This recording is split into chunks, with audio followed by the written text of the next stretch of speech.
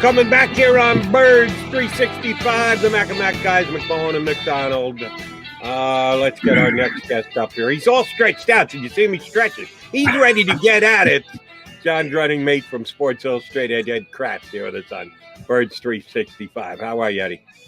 Hey, I'm great, man. Isn't this like a big milestone show for me? Number 10? Didn't I reach double digits? Have you reached double digits now, Kracz? I didn't know. I think I might have. I didn't know. That's almost 10%. That's above 10%. We haven't hit 100 yet, have we? Yeah, we're in the 90s.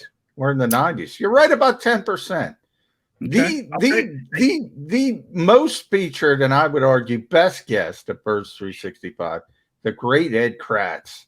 And our big day for you, long day for us, Ed. And I know you got started even earlier than this on a different program, but I do want to talk about what we were debating a little bit before the break, before you came on, and that's Quez Watkins. And this receiving group as a whole, boy, they picked it up in the past week. And it's not only Quez, it's not only Jalen Reagor. Devontae Smith is back. And all of a sudden, back from the dead, like the Undertaker, raising from the casket in the casket match. That's for Jody, not for you, Ed. JJ Arcega-Whiteside. Tell Jody how well JJ played the other day. Well, first, I'm just trying to get 1% better every day. I wanted to throw that out there, and I'm ready to attack the day and attack this show for sure. Now that we got that out of the way, yeah, JJ Arcega-Whiteside looks like him and Travis Fulgham are maybe they're battling for one of these spots on the final 53. But listen, Arcega-Whiteside does this every summer, John, right? We see him, he's Mr. August, he comes out, looks good, but then when the season starts, he doesn't do anything. But this is a new staff. This is a staff that is really coaching up these receivers. So maybe things are going to be different for Arcega-Whiteside. Maybe they will actually get him involved, because that's kind of been the problem when the season started, is that they don't get him involved.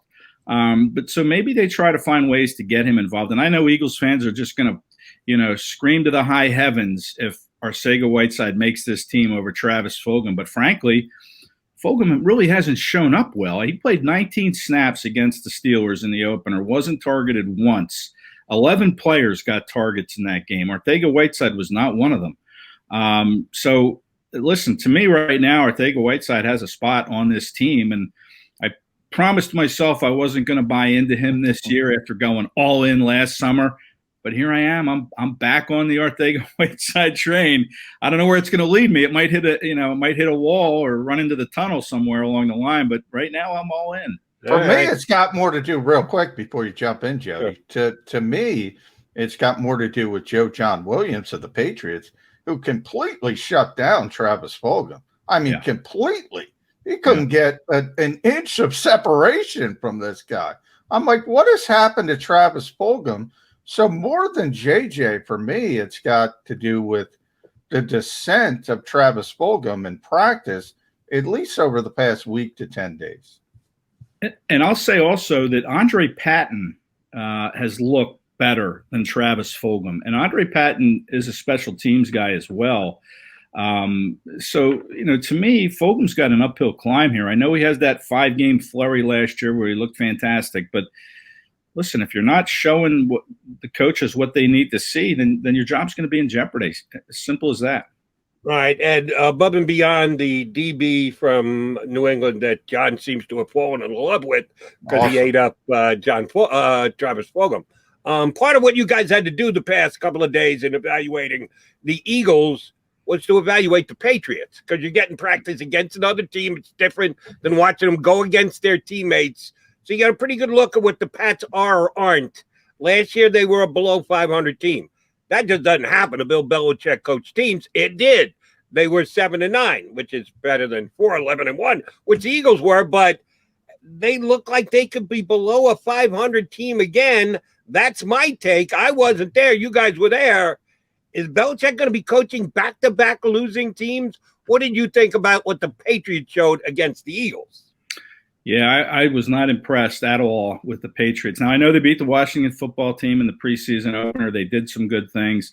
But as one of my colleagues, one of our colleagues, John, mentioned to me this week, he sees a 9-win team, 5 wins for the Patriots and 4 wins for the Eagles. So, I thought that was funny. But the Patriots' offensive line, to me, does not look good. It kind of made me wonder if, hey, while they're in town, why don't you try to send them Andre Dillard and maybe get back N'Keal Harry? Because I think the Eagles could use another receiver, and I think the Patriots' offensive line does not look good. And their quarterbacks, I thought Joe Flacco was better than either Cam Newton or Mac Jones on Monday. Now, I think Tuesday, Flacco wasn't as sharp, I don't think, on Tuesday. Still made some nice throws, but Monday, Flacco looked better, and I was wondering if Belichick's thinking to himself, why didn't we sign this guy? But Cam Newton, to me, looks like I don't know, he looks a little shot to me. Mac Jones, I think, has the ability and the potential to become a good quarterback, but he's not there yet. I think he should start. I think they should start this process right away, get him some reps. But I don't see the Patriots winning, more than 7 games myself, to be honest with you. I think they're lacking at many positions. Now, their linebacker core is very good, but other than that, and I like the running back. I like this Ramondre Stevenson, the kid from I think it's Oklahoma State. Correct. Who's I wish the Eagles would have drafted him. He's a 6-foot, 245-pound hammer. And I think that'll be a good mix with Sony Michel, who's got a different skill set. So I like that part of it. I'm just not sold on that offensive line. And even that defensive line, I thought, needs some work. And listen, that's kind of where it starts, right, is up front. And I think the Patriots are a little lacking in the trenches on both sides of the line. Yeah, the old adage is, you got to get the quarterback or you got to get to the quarterback. I don't think the Patriots have either. Cam Newton did not impress me at this stage of his career. You got second-year players like Kayvon Wallace talking trash to him. I mean, this is a former MVP. They have no pass rushers. Yeah, I mean, the only reason I can think the Patriots can be near 500 is because of Bill Belichick, and sort of. He seems to always get a little bit more out of what he has than he probably should. But I'm with you. I'm pulling the trigger on Mac Jones week 1. I mean, what's the point? If Cam Newton's going to play the way he's playing, I got to get Mac Jones out there and see what he can do. From the Eagles' perspective, then how much can you take out of it? We both look at the Patriots and say, it doesn't look that good. The Eagles look good, but what does it mean with the lack of talent on the other side of the football? Well, I think it helps the confidence. I think that's a big part of it. I mean, yeah, the Eagles have some veterans on this team, but I think guys like Jalen Reagor, these young receivers, obviously Jalen Hurts, a young quarterback, I think it helps their confidence. I think it allows them to look at film now and feel like, yeah, I did some good things. And now you can build on that regardless of who the opponent was. Now, look, they go against the Jets next week. How good of a test is that going to be? How much are you going to learn against, a Jets team that there aren't great expectations? Watch yourself, Kracz. I'm treading on thin ground here. I know I'm walking on thin ice here, Jody. I apologize. But to stay with the Patriots, yeah, I think that's what you get out of it from the Eagles is just the encouragement. And listen, you were talking about Quez and Jalen showing up these last 2 days in practice. I think the chemistry is starting to build, right? I mean, with Hurts and Reagor and Quez, and now we'll see it probably start to build with Devontae Smith. But I think that's very important. And I think the key to that chemistry that we see kind of growing a little bit is that all Nick Sirianni's offensive installations are in. They've been in for over a week now. And so now they're practicing these plays that have been installed over and over again. So they're able to kind of hone in on the finer techniques of it and work on those, on those plays over and over repeatedly. Repetition brings success and comfort, according to Jalen Hurts. But now we're seeing that as now they're working on these same plays, and now they're able to start building that chemistry. I really love what Nick Sirianni's done in that regard, is that he has given this offense all its plays that it's going to have. Now, that'll change from week to week. Maybe they'll put some different installations in. But right now, they're just working on these same plays over and over and building this chemistry, which I love. It's been really kind of fun to watch, to be honest. All right, Eddie Kracz, a position that I'm going to be interested in watching tonight, and I need you to project ahead of time what the coaching staff is hoping to get out of it, is the running back position. Miles Sanders did not play week 1. protecting him? They've got a good enough grasp of what he can do. Do they still feel the same way going into week 2? He did what he did during the practices. How does that play going into the actual game here on Thursday night? The rest of the running back crew, we know it's not going to include Kerryon Johnson since he was given the quick heave-ho by the Eagles. The rest of the guys, how do you think they disperse the playing time and the touches? What are the Eagles looking to accomplish out of their running back position tonight? Well, they only called 10 running plays against the Steelers. They only had 42 offensive plays. They were just dominated in time of possession. So, they did not run any plays. Chip Kelly would not have been happy because it was all about plays run with Chip, not time of possession. But the Eagles wouldn't have cared about the time of possession. But no, as long as they ran 75 to 80 plays during that time. But, in the 18-plus minutes the Eagles had the ball against the Steelers, they only ran 42 plays. So not good. 10 of them were running plays. Now, listen, I think this is an offense that's going to be predicated on the RPO, and I just don't think Sirianni's going to show much of that because we've seen him practice and, different variations, different plays that they've run out of this RPO. We've seen Hurts fake the handoff, run to his right, and then pull up and throw, or look like he's going to run, then pull up and throw over the top. We've seen that. We're not going to see that in the preseason, I'm pretty sure. So we have really not seen a whole lot of what they're going to do in the run game. It's kind of just been zone read stuff, some quick hitters here and there. And that's probably what we'll see on tonight, Jody, is that kind of a running attack. But I think they need to run more plays on the ground, get this offensive line in sync, run blocking. To me, this competition at running back is sort of over. I think they've got their 4 guys that they're going to keep, and Sanders, Boston Scott, Kenny Gainwell, and Jordan Howard. I think Jason Huntley right now, he's got this rib injury. I don't know, I thought he did some good things against the Steelers, but, right now he's kind of a little behind the 8 ball because of this injury. So he's on the outside looking in. I think they'll keep 4. I doubt they'll keep 5, but certainly if they do, it would be Huntley. And then Elijah Holyfield's going to be, released and hopefully added to the practice squad. But you're right. Sanders probably won't play tonight. Now, if he does play, then maybe the Eagles are concerned that they've seen too many drops from him and they want to see if he can catch the ball in a game out of the backfield because he dropped his 4th pass at camp and what I've seen, on I think Monday or Tuesday. So I don't think he'll play. I think you'll see a lot of Kenny Gainwell, Jordan Howard, and Boston Scott. And you hope that each of these guys, I think they only each had 2 carries last week. I think you would like to see maybe somebody kind of get 5 or 6 carries and get in the flow of the game. Whose fault it was? Whose fault it was that they had so few plays last week? That Quez Watkins. Tell him not to take off on an 80-yard one play. See you later. Turn the ball back to the other team, and you'll be perfectly fine. You'll get plenty enough chances to run the football. Well, that and Jody also, if you get a first down in the second half, that might help you. You might be able to run the football a little bit more from that perspective. So they need, and Nick was honest. He said the first and second team was pretty sharp. Crisp was the term he used. And then the third team just completely fell apart in the second half. The Eagles barely held the football. But Nick was also honest about the joint practice and how that affects his thinking in advance of the preseason game. So I want to talk about playing time. And it starts with Jalen Hurts. He said, look, we got good reps against the Patriots, and we can do more in practice because only one team is seeing it. And we have this relationship and there's a trust involved where if you show everything to 32 teams, to 31 other teams, technically on national television, the NFL network, that's a little bit different. So last week it was 10 snaps. How much more, or are we going to see another cameo appearance from Jalen Hurts? That's a good question. These 2 practices they had were very spirited. They got a lot of good work.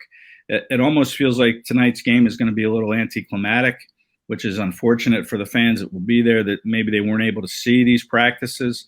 I don't know if they were streamed live on the Eagles site or not, but, I think tonight feels a little more anticlimactic. But as far as Jalen Hurts goes, I would love to see more from him in a game situation.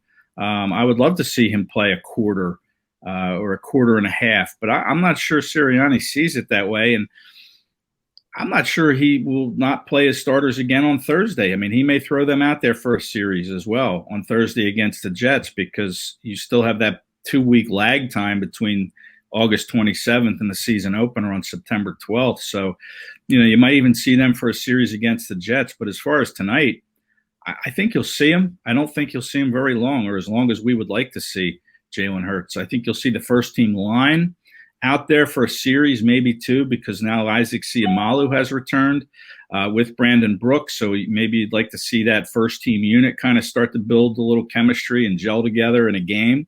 I think we'll see the starters. I just don't know how long they're going to play, unfortunately. But Sirianni made a good point. They did get a lot of good work in Monday and Tuesday.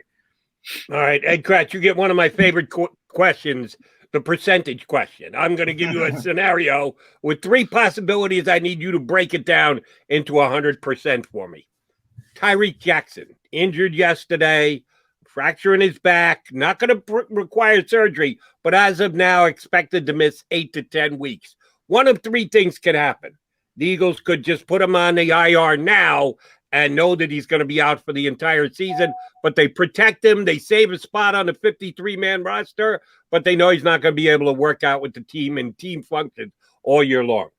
2, they put him on the 53 and then move him to the IR thereafter and know they're going to be at some point possibly bringing him back. Or number 3, they risk putting him through waivers. They get a good conversation, a good belief. We're going to re-sign you for the practice squad and put you on IR as soon as we get you back here. We want you, Tyree, but we need the spot on the 53. And they risk putting him out there where someone else can claim him. Give me the percentage breakdown. Makes the 53, goes to IR, goes immediately to IR, or gets waived and then gets brought back if he's not scooped up. Give me the percentage breakout on those 3 possibilities. I'm going to go 98% that he gets put on IR, 1% with the second option, and then 1% with the third option. I just think that, listen, he looked great in the camp. He looked good in the first preseason game. I'm going to miss watching the guy play. I mean, he looked really good. He was fun to watch. And that play where he hurt himself happened right in front of us. I mean, and, unbelievable catch, too. Unbelievable. It was a really loud thud, and he laid there, and I'm thinking if all he did was get the wind knocked out of him, he's lucky. And then the next day we hear he broke a bone in his back. But I wouldn't risk losing him at all, even though he wouldn't be able to practice in team functions if you put him on IR. He's been working with a coach since November from the University of Buffalo that has helped him train to become a tight end. So listen, now you have some familiarity with the playbook, right? You've been through all the installations. You know what this team's running this year. So it doesn't matter if they can't practice him in the facility. He can go wherever and work with his coach. He knows the offense and just build on it from there and get better and come back even more of a polished player than he is what we've seen in camp. He's only 23 years old. He'll be 24 next year. He's a young kid. There's no way I risk losing him to waivers or to another team if you try to sneak him through. I'm putting him on injured reserve, and I'm just going to let him continue to build with the coach he's been working with. Yeah, good point. Redshirt year for Tyree Jackson. It was interesting to see the Eagles and Patriots at camp. Monday, I think it was, Ed, we were about 5 feet away from Howie Roseman and the Patriots de facto GM. Trying to overhear what they were saying. And then you see Nick Sirianni, going back, and you have Bill Belichick there. I thought it was interesting the past couple of days. We talked about this since Nick Sirianni got hired, and we saw the coaching staff develop. And you see Michael Clay, the youngest coordinator. He's the Eagles special teams coordinator. Nick Rollis, the youngest position coach. Jonathan Gannon, 38 years old. And by the way, that guy's going to be a future head coach in this league. And we say, where's the sounding board? Who's the guy who's going to give advice to Nick Sirianni? Well, lo and behold, little unconventional routes. Who's at practice the last 3 days or so? Mike McCoy helping Nick Sirianni out just as the GOAT comes into town. Now, people can say what they want about Mike McCoy, but he's done it before, very similar to Jim Schwartz when Doug Peterson was here. So maybe he doesn't have the title, at least yet. But if he can get that sounding board in a different way, somebody who's done it, I'd like the way Nick Sirianni is thinking with these types of things. Absolutely. I mean, we kind of joked that, the first couple of days McCoy wasn't wearing anything with Eagles green. Then the last day, next thing you know, he's got a green shirt, the black shorts. I think maybe they hired him. Who knows? Or maybe he saw Doug Peterson get some free swag from the Bears when he was in their camps. And he said, hey, where's my stuff? But yeah, Mike McCoy, obviously a good offensive mind in this league. And former, he had Nick on his staff, great to bring him in. And then they brought in Eddie Royal, receiver from the Chargers, on an internship, who's really done, according to Nick, he's really done a good job working with Rager and Watkins, two receivers, by the way, who had similar skill sets to Eddie Royal when he was in the league. And, Royal had a nice 9-10 year run in the NFL and made some big plays. He averaged over 10 yards a catch, but he's been a help. So, yeah, Sirianni's looking under every rock he can to help this team, and he's comfortable in the fact that, I'm the head coach. I'm not threatened by anybody here, so I'm going to delegate. I'm going to find whoever I can to help this team get better. I like that about Sirianni. And, we've seen it with other coaches too. They bring in, people they're familiar with, but you have to be comfortable in your own skin to want to do that, because you don't want to feel threatened. And I think Nick does. All right, Ed Kracz, I'm going to ask you to do math, only this one is going to be much easier than figuring out percentages of what could happen to the Eagles. Easy math last week. At 24-16, believe it or not, that was the highest scoring game in the National Football League last week. Eagles-Steelers 40 points was the high mark. First game of the week ended up the highest scoring game of the week. Everything else came in under 40 points scored. I'm going to set the under-over for Patriots-Eagles at 39.5. We going over or under? Well, I'm going to take the under, I guess, right? I mean, based on that, listen, the under sounds like it hit on all counts last week. So I'm going the under. Now, 39.5, what's that make the score? Like 20-17, somewhere in that neighborhood? 20-17 would be under. Yeah, but if it's 24-17, it's the over. That's why you got to make the call, Kracz. Yeah. I would take the under. I'm still going to go the under. Good. Because I think, although, that having said that, this secondary of the Eagles is still, the cornerbacks is still a concern, because Slay and Nelson, they're not going to play much. But I haven't seen, Zach McPherson's kind of come back to earth a little bit, I think. Yeah, he has. And then Michael Jacquet has kind of, he's done okay, but hasn't really excited me. So, look, if the Patriots are inclined, I think they'll be able to put up some points, against this secondary. But I don't think it'll be enough, Jody. I think it's still going to be the under at 39.5. Put me down for the under for a cheesesteak. I'm writing that down. Yeah. Okay. And for entertainment purposes only, because my advice is don't bet on anything in preseason football. What? Okay? You don't bet preseason? Don't bet anything on preseason football. Wait for the regular season when people are actually trying to win games and try to make some sense. You probably have a better feel for what's going to happen. But that's just free advice, and it's worth what it costs. By the way, I just checked it. I didn't know.